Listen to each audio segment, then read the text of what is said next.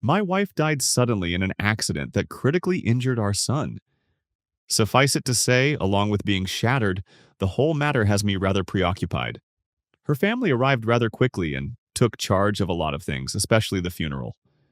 It was helpful because my focus needed to be on my son. I was pretty much a guest at my own wife's funeral because, although I was there for a brief while, it was on a day when my son was scheduled for a rather serious procedure, and so my time was divided. All the while, I could hear Suzanne, my wife in my mind, telling me to take care of Zach and not worry about the formalities. So I basically just gave my in laws my checkbook. I'm not complaining about that. What happened next is different. They wanted to take some of her things, and of course, I understood the value in having a keepsake of their sister, daughter. I would never have said no, but they took everything. Keep in mind, I wasn't there. My younger son wasn't in the house at the time either. The next time I was home, I realized that they basically cleaned the house out of everything they thought was hers, including photo books.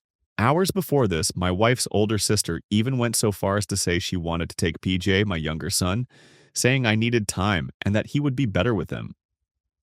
I shot that down before she ever finished the idea, though I tried not to let my anger show. In the immediate, my feeling was, I'm not going to deal with this right now. I simply didn't have the time or bandwidth to deal with it then.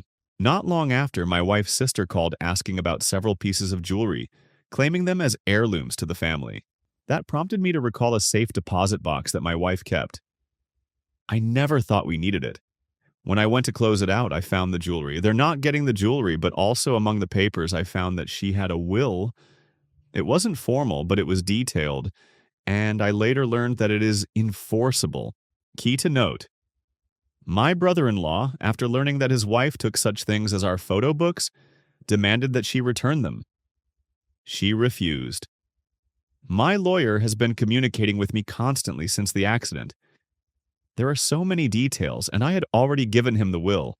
When I told him that my sister-in-law refused to return the property, which rightfully belongs to our children, he told me he would make a written request for all items to be returned to the executor, in order that they can be distributed in accordance to her wishes, and asked me to make a list. This was over a month ago.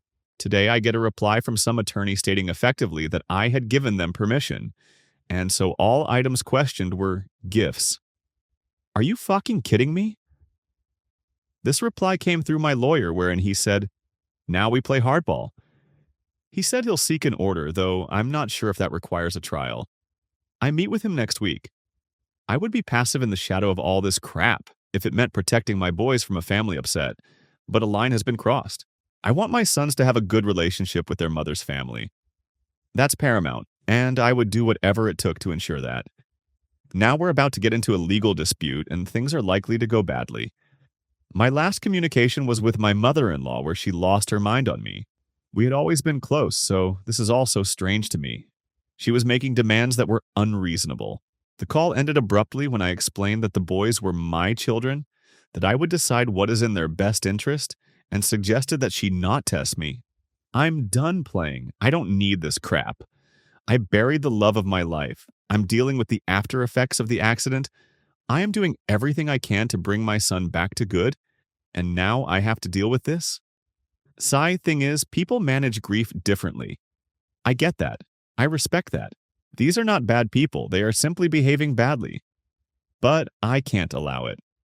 I haven't told the boys about any of this yet. I hope I won't have to. More than once, one of them asked where this or that is, and I told them that their aunts borrowed them. Who does this? Seriously.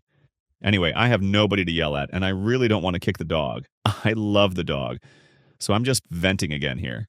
Thanks for giving me a place to do that. Update. OCT 3 2021. After my wife died suddenly, I vented here about how her family came through and took her belongings. The reaction from this sub was more than I expected and was appreciated. A lot of folks here were pissed on my behalf. The original post is in my history under the same title. Many asked that I update, and so I am. I had a long and reasonably deep discussion with Suzanne's mother and sisters earlier today. They speak to the boys, my sons Zach and PJ on occasion, and actively seek the connection. I haven't spoken to them in a while and haven't proceeded with any additional action since the initial request through my attorney that they return her property, now my children's property. It was my wife's older sister's birthday a couple of days ago, and for all that's happened, I still made sure to send her lilies. Suzanne sent her lilies every year. I guess I was looking to remain human, though all this mess and maybe rubbing their nose a little at the same time. Either way, this was the catalyst for her call today. We spoke for a minute or two before she asked if I would speak to them all, together on Zoom. They were actually standing by as we spoke, so I closed the door of my study and joined them online. As they popped up on my screen, I didn't say anything. I didn't show any emotion at all. This was their invitation, so I would just listen. I had no idea what to expect. Her mother started the conversation by hitting the tough subject head-on, saying, "We have the request from your lawyer and we withdraw our answer. We want to comply with everything." Then her older sister added, "And we want to know how we can fix what we broke. For the hell I've been living over this, the relief of their words was enough." I told them, "Nothing needs to be broken." They asked me if I would listen, and of course I said I would. And for a while I did. I didn't say a word. They were orderly if not rehearsed in their monologue, taking turns and affirming each other. Her mother explained that they were shattered after losing Suzanne, and that they seemed to come together as a pack. "We've had some time since those first days, and we've talked it through, and all of us realized that we weren't thinking," her younger sister said. Part of their grief was anger, they explained. They weren't angry with me, just angry in general. When they were at the house and picking a couple of items to keep, they just kept taking things. Her older sister explained that they were upset that, as Suzanne's husband, I controlled everything, and everything defaulted legally to me. She said it shouldn't have upset them, acknowledging that's just how it is, but that they felt secondary. This was the only time I spoke, saying, "I never made you feel secondary. We just wanted her back." One of them said, "Without that, we wanted everything we could have of her." They knew they were wrong, but being wrong only made it worse.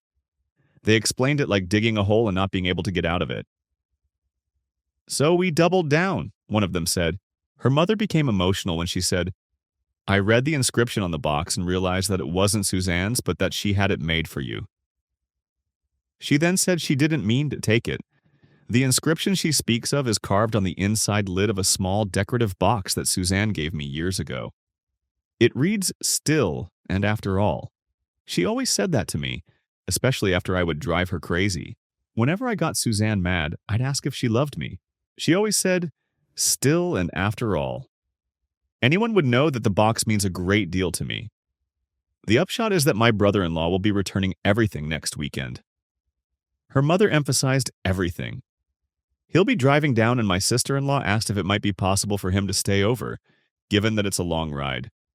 I told her that Anthony should always consider this his home, and they should too. When they finished, it was my turn. I didn't say much. I didn't want to say a lot. I only told them how much their decision meant to me and the boys. I explained that I understood everything they said. We were all out of our minds, I assured them. I'm relieved and yet cautious. I need some time to pass, but I'm hopeful that the relationship will heal going forward. Second update. Thanks to everyone for the overwhelming support throughout this issue.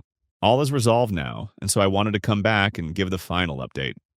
Anyone unfamiliar, if you're interested, the story is in my history under the same title. My brother-in-law Anthony arrived late last night. The boys were already in bed by then. I like Anthony, I always have. He's a good man. He was awkward initially, as if he had some reason to feel guilty. He didn't. I went to work right away to make him feel comfortable, and the two of us had a beer outside on the patio. It was good to talk to him, and we spent some time reminiscing over some funny memories. It wasn't long before we were relaxed. I convinced him to stay just a bit longer today so that we could take the boys fishing. They love their Uncle Tony, and he loves them. I knew it would make them happy, and it did. We had a really great time. Sitting with him on the patio last night, I could tell he was exhausted from the drive, and so I told him the guest room was all set for him.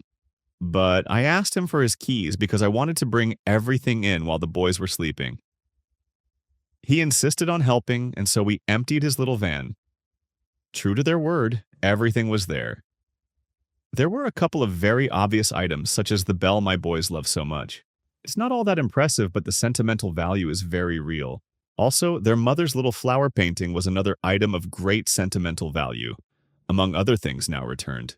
The space where her painting hung was starkly cold, but now it's warm again. After getting Zach ready for the day, both boys migrated to their usual place at the counter in the kitchen. Uncle Tony came out as soon as he heard them, and their reunion was really wonderful. This is why it was so important to me to keep her family close. I know they love the boys, and I know the boys love them. PJ noticed the bell almost immediately. He would hop excitedly as he went over to ring it. He put two and two together and thanked Anthony for bringing it back, then asked, "Why did they borrow it anyway?" That had been my excuse. I told them that their aunts borrowed a few things. Anthony just smiled and said, "I really don't know." It was a perfect answer because the subject was dropped right away. The boys don't need to know, and right now they don't care. After the bell, Zach's first instinct was to turn to the hall to see if the painting was back. When it was, he and PJ went over to study it, as if it were hanging in a museum. Although they're only boys, clearly these things matter to them. I glanced over to Anthony and saw a smile on his face that can only be described as content.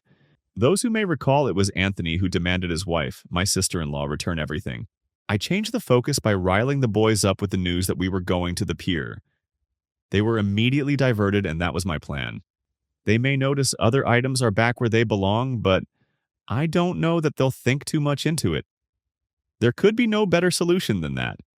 I will have all of my wife's photo books copied for her family, and the next step is to visit with them, to share Suzanne's will, and to give them the things she wanted each of them to have. I will go into the visit renewed, having put this moment behind us. In the end, they did the right thing. Forgiveness, therefore, is the correct response. Update: I'm suing my late wife's family. At last. Long time coming. I've vented about this here before, and I've tried everything I know not to come to this place. But here we are. Since losing my wife, her family has acted like entitled vultures. Rather than supporting our children, they came through and stole everything after the funeral while I was in the hospital with my son, who was also in the accident. I tried to settle the matter with them personally, but they ignored me, thinking I'd just let it go. I've been 20 years a slave to these people, playing the part that they expect me to play, trying to keep them happy in the name of family. We're all done with that now. Most of it was resolved when my lawyer sent a demand letter. That action caused them to reach out to me with crocodile tears and apologies, and they returned most of the items, but not all. What didn't come back was trivial for what I knew at the time, and I let it go. At the time, I accepted them, tried to understand them, and was willing to let bygones be bygones for the sake of my sons. Things haven't gotten better. They came at me for Suzanne's insurance. I think that was the beginning of the end for me. She had a will for them, specifically for them. She knew they would do this and tried to mediate it. She was specific to what she wanted to leave them, and I followed it to the letter. Our sons were the only beneficiaries of her insurance policy, and I put that policy into trust for each of them, again to the letter. There's nothing else. I finally reached critical mass with these people and shut them down. I cut them off. I won't deal with them any longer, and I told them that. In the end, I would support my son's relationship with them, but it will be lacking the trust that a family should have by default. My sons have picked up on this a lot, and I've been frank with them, and they have become indifferent. They know the score, and they haven't spoken to them much since my elder boy's birthday. That's when they took the event to go after him, which was unacceptable. It ends me because I've known these people most of my life, and a part of me still wants to love them. They're not evil. They're just so very wrong. They have a mindset that never made sense to me. It's a lot of what I've worked around all my life with Suzanne, and she did too. She was nothing like them. After Suzanne, they've done everything wrong to the point where it's irreversible. We don't speak. But this didn't keep them from leaving a message on my phone this past week. I will not respond to it. In it, they said that we needed to discuss Suzanne's affairs. The translation is, "We want money." No. My last conversation was about my father-in-law's watch. It took me some time to realize that they had taken it and I wanted it back. I asked for it back, but I also asked them if they planned to gift it to my son themselves, because if so, that would be fine. They've said nothing. I didn't know about the watch at first. I didn't think to look for it in the items that were taken and returned. But when I remembered it, I was upset to find it missing. Before her beloved father died, he was a good man. He gave Suzanne his watch to give to our son Zach on his graduation day. It was a deathbed wish, and everyone knew it. The watch, a Rolex, was his prized possession. He bought it in Japan when he was in the service, and he was determined that it go to Zach, not only as the first grandson, but for how deeply he loved him. Suzanne had the watch for a few years before she died. It isn't noted in any will or anywhere else where the law might find it. It was a verbal understanding. She had possession until they took it. And so there's a 9 out of 10 thing going on here. Illegal, she said. My sister-in-law admitted that they had it. I was keen enough to record it. Whether admissible or not, I have it. She didn't say which of them was in possession, but that they had it. When I asked for it to be returned, even offering to pay them for it, I get, well, we can talk about that. As if suggesting that it was a chip in their game. The trouble is that I'm not playing anymore. My lawyer is a pit bull, truly a nasty man. Excellent lawyer. Ever since his interaction with their counsel over the first wave of nonsense and the demand letter, he was personally pissed. This lawyer of mine isn't a friend per se, but we deal with each other almost every day. Before all this happened, I never realized how thick the legal quagmire is following such an event. So many details. I called him Friday and left a message with his assistant. He called me today, Saturday. He offered to meet me for lunch today. He needs my signature on another item, but we would also be speaking to this petty matter. He reminded me how I resisted legal action in the past, but that maybe it was time. The upshot is that I've green-lighted a lawsuit and he'll get it rolling on Monday. This action will not only cement my separation from them, but will also express my determination to no longer be fooled with. We agreed that it's primarily a message suit. My lawyer explained that it will go one of 2 ways. First, they will settle by complying, which they partially did last time, and that would be a win. The second is they fight me. If they fight me, I will lose, or best case gain a pittance of a monetary judgment. How much do you want the watch? He asked. Because if it goes that way, he said, the watch is gone.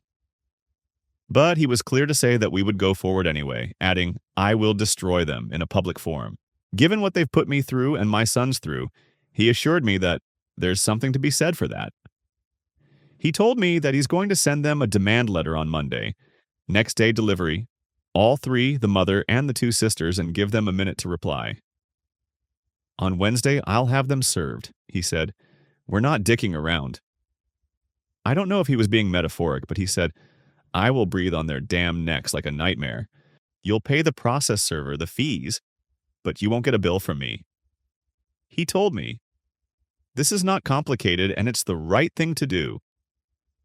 Last year, this would not have been imaginable. To me, everything, every action I made as man was intended in the preservation of family. You do for family, Aunt, is my motto. Typing that just now actually pisses me off. You have no idea what I've done for these people and for how long. I think this is the first month that I won't be paying the tax and utilities on my mother-in-law's house. I've paid them since Suzanne's father died, years. It's part of cutting them off. There are so many examples, and yet for every one of them, I still don't feel like a sucker. I know I did the right thing. The trouble is that in return, they did the wrong thing. So now I walk away. However this goes from here, it's out of my control, and maybe that's the way it ought to be. It is a mess of their own making. This isn't a sophisticated case, this is a small claim. But they can't ignore it, and the rules are very different. I've watched this lawyer on the offense, and it's a scary thing to see, even when he's curtailed by objections and the trappings of the court. These proceedings will lack some of that formality, and he's salivating, so I'll turn him loose. I'm ready to do that. I'll either get the watch back, or I will make an unmovable point. If I win, my father-in-law's wishes, Suzanne's wishes will be respected, and my son will have what is his. If I lose, they will be publicly shamed for taking that away from him. Either way, I've come a long way this year. I'm no longer the man I was before. I'm not laying down to be rolled over anymore. One of these things needs to happen. Update. I've had a shit ton of drama with my wife's family after she died suddenly. It started when they stole her things. Now our children's things on the day of her funeral, and it's only grown more complicated from there. It's been a real saga. What I didn't know immediately was that they also took a watch that my father-in-law gave to my wife before he died. I've rambled a lot here on this subject, and I wouldn't want to put anyone through reading my old posts, so I'll just clip this little bit in, just so that this update might make sense.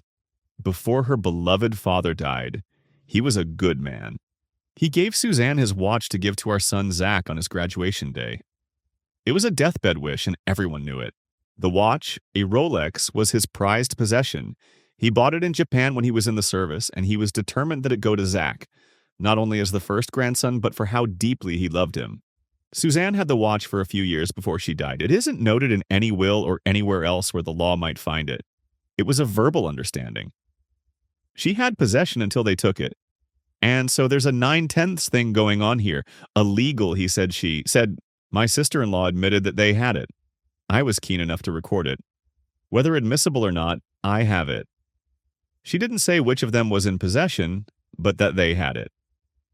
When I asked for it to be returned, even offering to pay them for it, I get, well, we can talk about that, as if suggesting that it was a chip in their game. The trouble is that I'm not playing anymore. My lawyer told me from the start that I wouldn't win. He called the suit a message, and that he would rip their lives apart, publicly. Not only for the watch, but for everything they've put me and my boys through. I had reached a point where that was okay. So they were served and they provided their answer, and a date was set, which is coming up soon. I had 2 missed calls from my lawyer today, but that's not unusual. I would just call him back in the morning. We have other business, and I didn't suspect his call was about the watch. I really haven't thought about it. I read an email from him tonight which proved otherwise. He wrote to tell me that they called him today and offered to settle by returning the watch. It was a small claim, so they hadn't lawyered up, and he spoke to my mother-in-law directly. He said she was emotionless. He told me that the watch would be sent to his office and he would let me know the moment it arrived. He insisted that it be insured and sent priority, and she agreed. So it's over. And it's not the watch, it's more than that. These are difficult people. My life as Suzanne's husband was a lot about appeasing them and keeping the peace. I never stood up to them. I only went with the flow in the better interest of family and focused on the good times. Whenever someone had to give an inch, it would be me, and they got used to that. But then they stole from my children and I became someone else. I think they're figuring that out now. I didn't blink. I don't know what any of this means going forward. I will always hope for a better relationship, if only for the boys, and I've wanted that all along, and I offered them that. Zach doesn't know anything about this, and I'm not sure he needs to. He's making up time and credits because of the accident, but he's on track, and his graduation will come, and it will be a spectacular victory.